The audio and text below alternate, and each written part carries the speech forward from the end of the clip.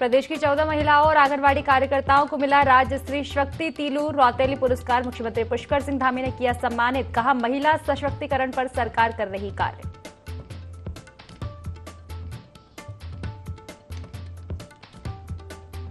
कांग्रेस की प्रस्तावित पदयात्रा को लेकर भाजपा प्रदेश अध्यक्ष ने साधा निशाना। कहा, कांग्रेस की पदयात्रा को जनता ने नकारा। राहुल गांधी को करने चाहिए चारधाम के दर्शन।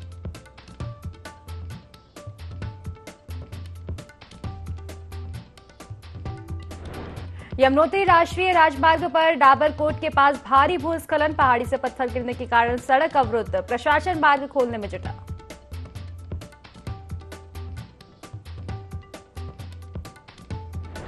कल लक्सर में आपदाग्रस्त क्षेत्रों का दौरा करेगा भारत सरकार का विशेष दल। बाढ़ से हुए नुकसान का किया जाएगा आंकलन। स्थानीय प्रशासन के साथ भी होगी चर्चा।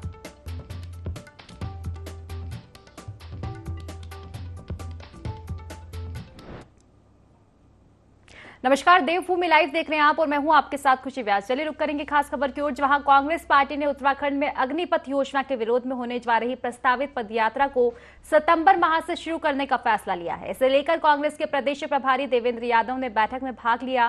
बैठक में सभी वरिष्ठ नेता, सभी जिला अध्यक्ष, एआईसीसी के सदस्य, पीसीसी सदस्य और कांग्रेस कमेटी के पदाधिकारी शामिल हुए। कांग्रेस पार्टी के प्रदेश अध्यक्ष करण माहरा ने बताया कि जिस तरह अग्निपथ योजना को युवाओं के ऊपर थोपा गया है, उससे बेरोजगार नौजवान अपने आप को ठगा हुआ महसूस कर रहे हैं। वहीं दूसरी ओर पहाड़ की बेटी अंकिता भंडारी प्रकरण में लगातार सरकार और पुलिस प्रशासन लापरवाही बरत रही है। इसे लेकर भी कांग्रेस ने नाराजगी जताई है। को लेकर ये बैठक थी और जो आपदा से संबंधित विषय यहाँ चल रहा है, बाढ़ आ रही है, कोई करंट से मर रहा है, कोई मलबे में दब रहा है, 23 लोग हमारे वहाँ चल रहे हैं, उन सब बातों को लेकर ये आज चर्चा विमर्श था। जिले स्तर पर बैठकें होंगी हमारे प्रभारियों के द्वारा और हमारे ब्लॉक स्तर पर बैठक होंगी प्रभारियों के द्वारा और उस वक्त पूरी रणनीति हम तय करेंगे।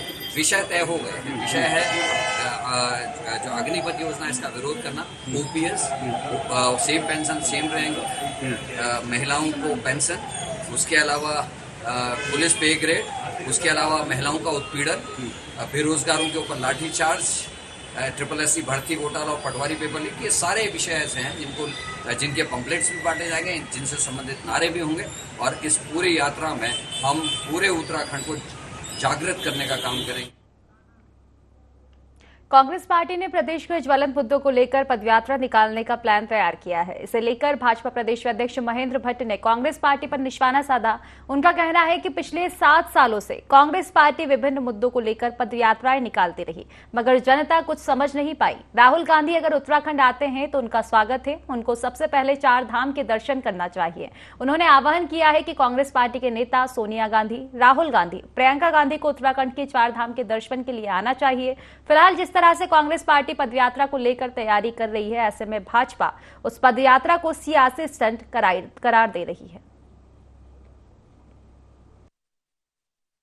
कांग्रेस की बैठक जो मैं समाचार पत्रों में पढ़ा हूं, वो राहुल गांधी की यात्रा को लेकर थी और मैं शुरू से ही राहुल गांधी को निमंत्रण दे रहा हूं तो उत्तराखंड की 4 धाम यात्रा पर जरूर आए। राजनीतिक विषयों को छोड़ते हुए आए, एक धार्मिक व्यक्ति बनकर आए और उनका उत्तराखंड में स्वागत होगा। ना तो सोनिया गांधी, ना राहुल गांधी, ना प्रियंका गांधी, उत्तराखंड के 4 धामों में कोई नहीं है। और अच्छा हो पहले उस मिथक को कांग्रेस तोड़े, वरना उत्तराखंड के अंदर कांग्रेस के नेतृत्व का सम्मान जनता किस रूप में करे। राजनीतिक विषयों को लेकर आना ये उत्तराखंड की जनता को स्वीकार्य नहीं है। यात्रा काल में भक्त बनकर आए और 4 धाम का प्रसाद लेकर जाए। चलिए खबरों में आगे बढ़ेंगे, जहां कांग्रेस नेता राहुल गांधी की सदस्यता बहाल होने पर देहरादून के कांग्रेस प्रदेश मुख्यालय में जश्न का माहौल देखने को मिला है। कांग्रेसियों ने प्रदेश प्रभारी देवेंद्र यादव और कांग्रेस प्रदेश अध्यक्ष करण माहरा की मौजूदगी में खुशियां मनाई। इस मौके पर कांग्रेस प्रदेश प्रभारी देवेंद्र यादव ने कहा कि राहुल गांधी की सदस्यता बहाल होने से न सिर्फ कांग्रेस बल्कि समूचे देश में जश्न का माहौल है। वहीं पूर्व सीएम हरीश रावत ने भी राहुल गांधी की सदस्यता बहाल होने पर खुशी जाहिर की है। न सिर्फ कांग्रेस ही बल्कि पूरे देश में जश्न का माहौल है, क्योंकि सच्चाई को जिस तरीके से दबाने की कोशिश की गई है, जो लोगों की आवाज़ थी उसको दबाने की जो कोशिश भारतीय जनता पार्टी और की जो साजिश थी, उसका आज पटाक्षेप हुआ है और माननीय राहुल गांधी जी पुनः पार्लियामेंट में लोगों की आवाज़ बनकर अपनी बात को मजबूती के साथ पार्लियामेंट में रखने के लिए दोबारा से आज पार्लियामेंट पहुंचे हैं। तो मैं उनको मुबारकबाद देना चाहता हूं। जो हमारे देश की 130 करोड़ जनता है उनको मुबारकबाद देना चाहता हूं, क्योंकि उनकी जो आवाज़, जो देश की आवाज़ है, उसको दबाने का जो भरसक कोशिश थी, आज वो नाकाम है। भी और पूरे देश के लोकतंत्र प्रेमी लोगों में जो संवैधानिक लोकतंत्र की शक्तियां हैं उनमें बहुत प्रसन्नता का अभाव है और लोग अत्यधिक प्रसन्न हैं। लक्सर में मेरी माटी मेरा देश नामक विशेष अभियान को सफल बनाने के लिए खंड विकास कार्यालय के सभागार में एक बैठक आयोजित की गई। उप जिला मजिस्ट्रेट के नेतृत्व में जिलाधिकारी और मुख्य विकास अधिकारी के निर्देशों का अनुपालन करते हुए ये बैठक की गई। उप जिला मजिस्ट्रेट ने ग्राम प्रधानों और अन्य अधिकारियों को संबोधित करते हुए कहा कि इस अभियान में 9 से 15 अगस्त तक ग्राम पंचायत क्षेत्रों में विशेष कार्यक्रम आयोजित किए जाएंगे, जिसके तहत गांवों के शहीदों के नाम अंकित कर शिलापट्ट स्थापित किए जाएंगे। इसके अलावा अमृत सरोवर में 25 वृक्षों को सुसज्जित अमृत वाटिकाएं भी निर्मित की जाएगी। स्वतंत्रता संग्राम सेनानियों और देश के शहीदों के परिजनों को भी इन कार्यक्रमों में शामिल किया जाना है। माटी मेरा देश, ये हमारे जो प्रधानमंत्री नरेंद्र मोदी जी है उनकी एक थीम है। और जो हमारे स्वतंत्रता सेनानी है या हमारे कोई महापुरुष हैं या जो शहीद हुए हैं, उनको नमन करने के लिए, उनको श्रद्धांजलि देने के लिए एक हमने थीम बनाई है। 9 तारीख से कार्यक्रम शुरू है। इसमें क्या होगा कि हर गांव से एक एक मुट्ठी मिट्टी हमारे ब्लॉक में जाएगी, ब्लॉक वाले जिले पे भेजेंगे और जिले वाले हमारे प्रदेश स्तर पे। बाढ़ में जितने हमारे ब्लॉक हैं सभी ब्लॉकों से वो कलश जाएंगे और उस कलश के उससे एक बड़ी वाटिका की तैयारी होगी जो वहां पे वो लगाई जाएगी। आज जिलाधिकारी महोदय के और मुख्य विकास अधिकारी महोदय के निर्देश पर विकासखंड लक्सर में मेरी माटी मेरा देश अभियान को सफल बनाने के लिए एक बैठक का आयोजन यहाँ पर खंड विकास कार्यालय में किया गया। इसमें जो मेरी माटी मेरा देश के अंतर्गत जो कार्यक्रम होने हैं वो 9 अगस्त 2023 से 15 अगस्त 2023 के बीच में ग्राम पंचायतों में ये कार्यक्रम किए जाने हैं। इसमें बहुत सारे चीजें रखी गई हैं, जिसमें एक शिलापट्ट की स्थापना की जानी है और इसमें जो स्वतंत्रता संग्राम सेनानी या अन्य जो सेना से शहीद या अन्य किसी भी फोर्स से शहीद हुए व्यक्ति हैं उनके परिजनों को बुला के उनको भी सम्मानित किया जाना है। रुड़की के ग्राम किशनपुर में किसान मजदूर संगठन सोसाइटी की एक बैठक हुई, जिसमें जिला अध्यक्ष दीपक सैनी ने कार्यकारिणी का विस्तार किया। कार्यक्रम में पहुंचे राष्ट्रीय अध्यक्ष एडवोकेट महंत सिंह सैनी ने नव मनोनीत पदाधिकारियों को बधाई दी। महंत सिंह सैनी ने आपदा के दौरान नष्ट हुई फसलों का आकलन कर किसानों को उसकी क्षतिपूर्ति देने की मांग की है।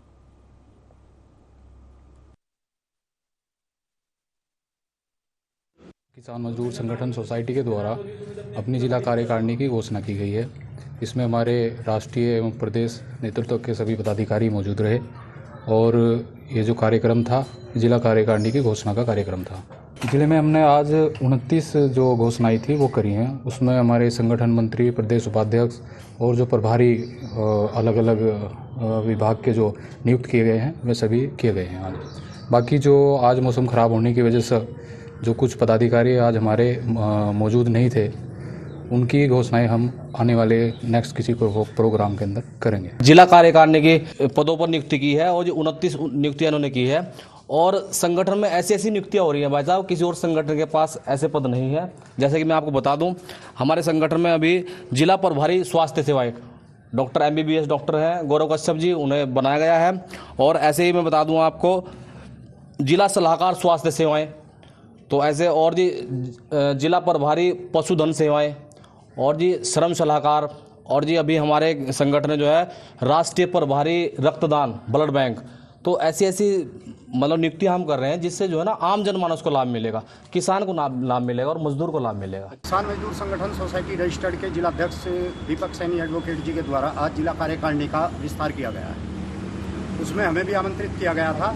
तो पहले तो मैं नवनियुक्त जो पदाधिकारी हैं उनको बधाई देता हूं और जिला अध्यक्ष का आभार प्रकट करता हूं कि उन्होंने अपनी कार्यकारिणी का विस्तार करते हुए लोगों को किसान मजदूरों की सेवा के लिए संगठित किया है और जोड़ा है। भाई अभी जो अतिवृष्टि के रूप में जो बाढ़ जैसे हालात ज़्यादा बारिश के कारण हुए थे, उसमें जो सरकार की घोषणाएं आई हैं, जहां जिस खेत में पानी भरा है जिस खेत में फसल नष्ट हुई है, तो जो इनके नुकसान का जो आकलन करने का तरीका है सरकार के अधिकारियों का और सरकार के मानकों का, वो बिल्कुल उचित नहीं है।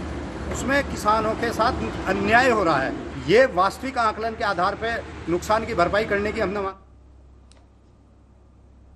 खबरों में आगे बढ़ेंगे, जहां बनबसवा गौ रक्षा दल ने आवारा पशुओं के लिए नई पहल की शुरुआत की है, जहां उन्होंने सड़कों पर घूम रहे पशुओं को रिफ्लेक्टर बेल्ट लगाई। आपको बता दें कि रोड पर आवारा पशुओं के बैठने से लगातार दुर्घटनाएं हो रही है। इसको संज्ञान में लेते हुए पुलिस अधीक्षक चंपावत के निर्देश पर राष्ट्रीय राजमार्ग पर घूम रहे आवारा पशुओं के गले में रिफ्लेक्टर बेल्ट लगाए गए, जिससे पशुओं और मनुष्यों को दुर्घटनाओं से बचाया जा सके।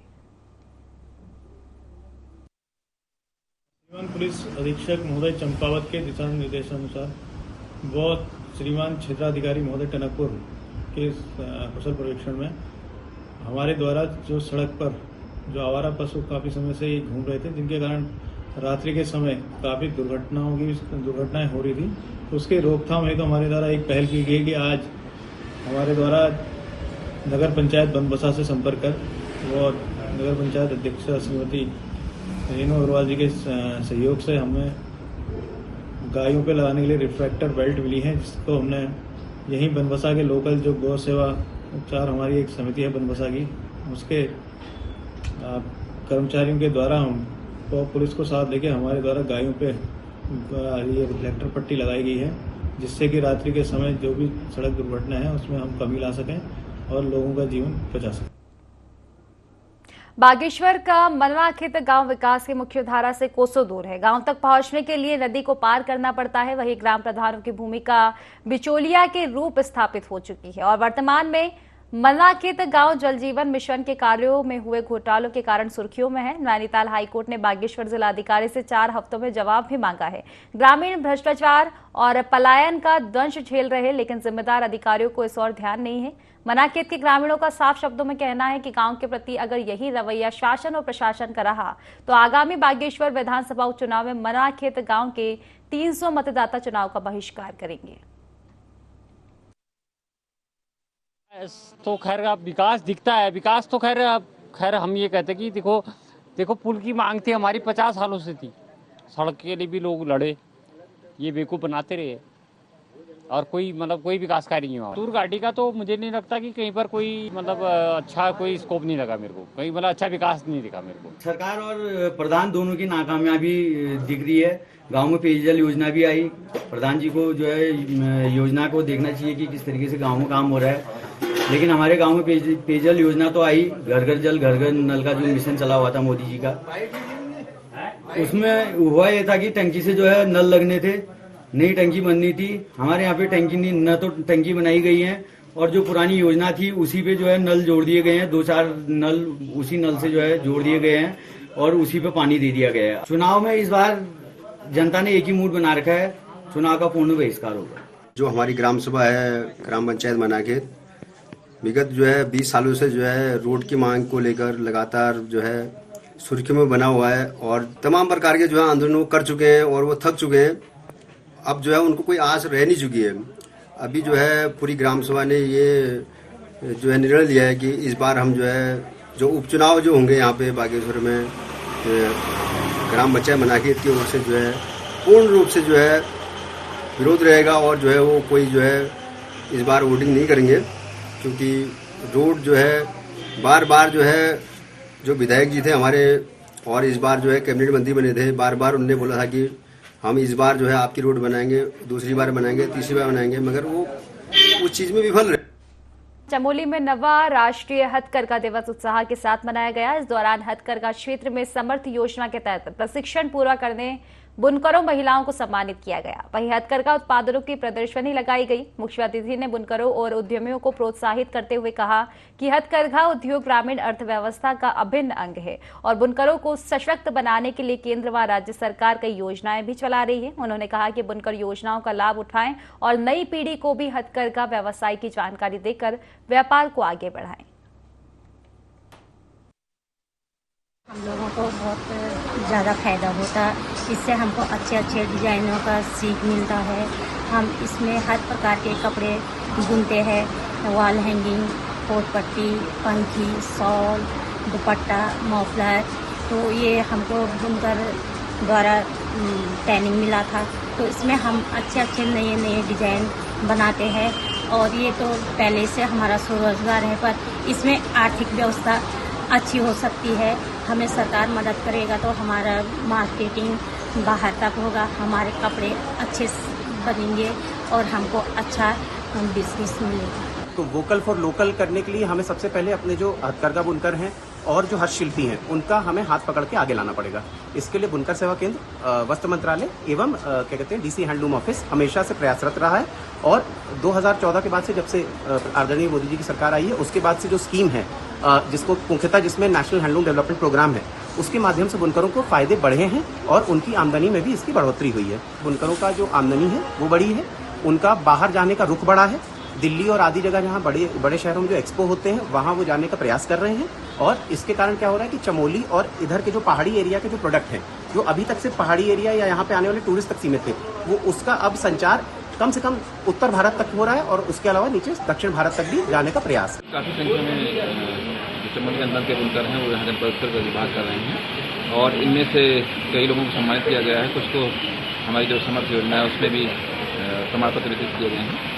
मैं एक विशेष बात बताना चाहूँगा कि मटई गांव की जो अनीता कंडारी हैं, उन्होंने राष्ट्रीय स्तर पर, जहां पर माननीय प्रधानमंत्री जी मुख्य अतिथि हैं, वहां पर उनको पार्टिसिपेशन का मौका मिला है और वो शॉल मफलर इस सब की एक्सपर्ट हैं।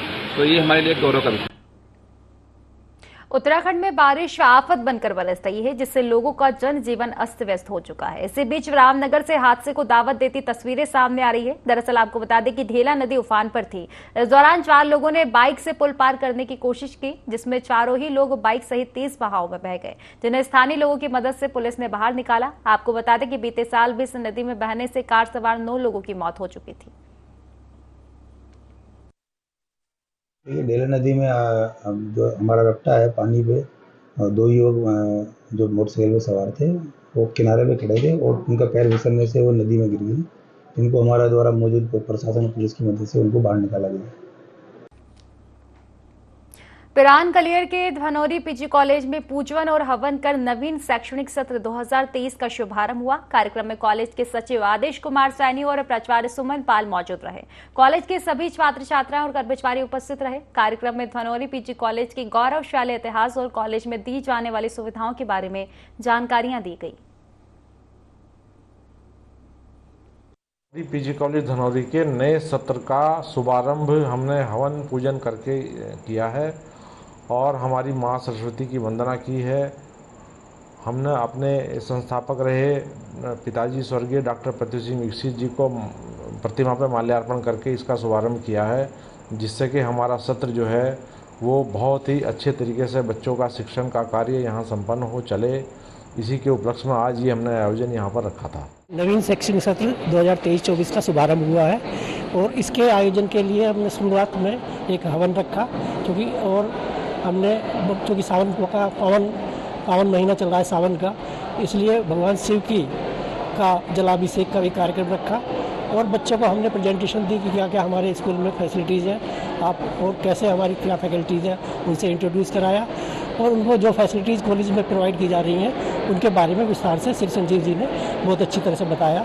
महाविद्यालय के बारे में बताया गया, तो पूरे महाविद्यालय का एक थोड़ा सा बच्चों को रिफ्लेक्शन गया है कि महाविद्यालय के बारे में उन्होंने जाना और नियमित कक्षाएं चलेंगी, सारी फैकल्टी मौजूद थी, मैनेजमेंट मौजूद था और सभी लोग प्रेजेंट रहे। बहुत अच्छे से आज हमारा हवन हुआ जलाभी।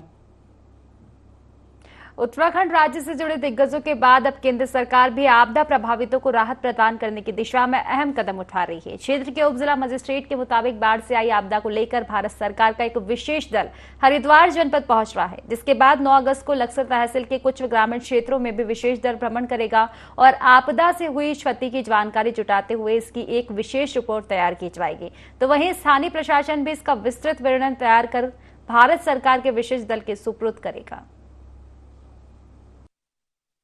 आपदा को लेकर के एक भारत सरकार का दल विजिट में आ रहा है हरिद्वार डिस्ट्रिक्ट में पहुंचेगा और 9 तारीख को 9 अगस्त 2023 को तहसील लक्सर के कुछ क्षेत्रों का भी विजिट किया जाएगा, ऐसी जानकारी प्राप्त हुई है। दल के द्वारा जो क्षति हुई है और जो क्षेत्र में अन्य परिसंपत्तियां क्षतिग्रस्त हुई है उनसे संबंधित जानकारियां ली जाएंगी और क्षति के संबंध में जो भी जानकारियां हैं उसको एकत्र किए जाना मुख्यतः उद्देश्य है। तो इसमें दल जब पहुंचेगा तो क्षेत्र भ्रमण करने के उपरांत ही जो भी स्थितियां होंगी उसका एक विवरण तैयार किया जाएगा। उत्तराखंड में लगातार हो रही बारिश से जनजीवन अस्त व्यस्त हो चुका है, तो वहीं नदियां और बरसाती नाले भी उफान पर है। प्रशासन ने लोगों को हिदायत दी है कि नालों से दूर रहें और सफर के दौरान जल्दबाजी ना करें, लेकिन इसके बावजूद कुछ लोग अपनी जान जोखिम में डाल देते हैं। जनपद नैनीताल के हल्द्वानी के छड़ायल स्थित प्रेमपुर लोशियाली में हाई स्कूल गेट के सामने कार रकसिया नाले के उफान में फंस गई। कार में बैठी 2 छात्राएं भी फंस गई। मौके पर पहुंचे एसडीएम और पुलिस की टीम ने छात्र को खोजा, जिसके बाद उप जिलाधिकारी मनीष कुमार ने दोनों छात्राओं को बैठाकर स्कूल तक छोड़ा।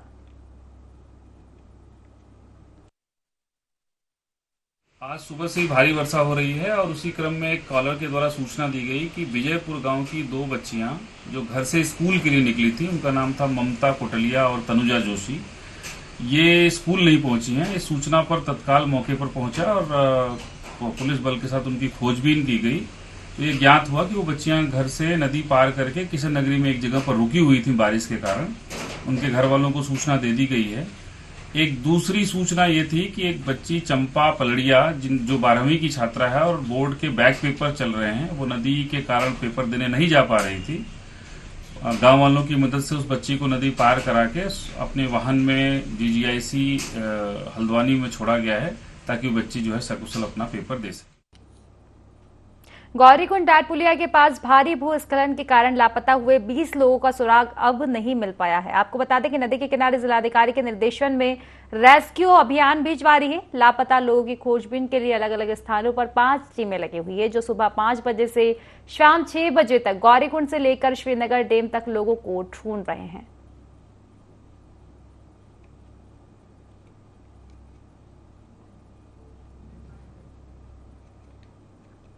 चलिए खबरों में आगे बढ़ेंगे, जहां स्कूली बच्चों की सुरक्षा को देखते हुए पुलिस टीम ने स्कूल बसों का औचक निरीक्षण किया। इस दौरान सभी स्कूल बसों में सीसीटीवी कैमरा सहित कई चीजों की चेकिंग की गई और सभी स्कूलों को जरूरी दिशा निर्देश दिए गए। साथ ही सभी नियमों का कड़ाई के साथ पालन करने के लिए भी कहा गया। एसओ मनीष खत्री ने कहा कि पुलिस जल्द ही सभी स्कूल संचालकों के साथ बैठक करे और छात्र छात्राओं की सुरक्षा को सुनिश्चित करे।